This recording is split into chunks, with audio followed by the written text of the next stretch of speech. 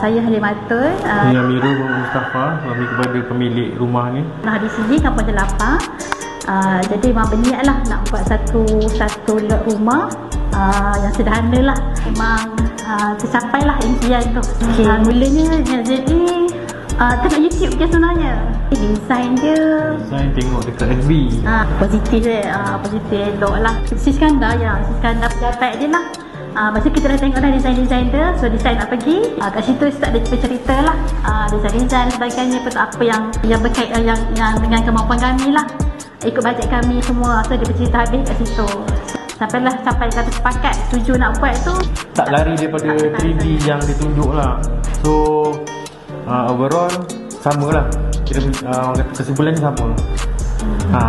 Tak adalah orang kata macam 3D tu lagi lawa daripada fizikal yang kita terima apa semua. Bagi saya tengok sama, semua sama. Itulah kuasa dapur dan kuasa ruang tamu lah.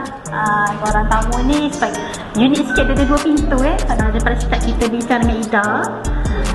Daripada segi perbincangan tak ada masalah lah. Apa yang bincang tu dia lancar je, tak ada masalah. Kita rujuk balik dengan Ida, alhamdulillah Ida pun dia bagi feedback yang baik.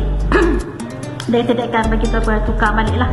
Bumi Putra ni memang pilihan yang utama. Saya memang nak suggestkan lah, kalau kata siapa-siapa yang kat luar sana nak teringin nak buat rumah, ikut bajet sendiri, ikut design sendiri, ada kawasan sendiri, tanah sendiri, boleh contact lah dengan kontraktor ZA Bina ni.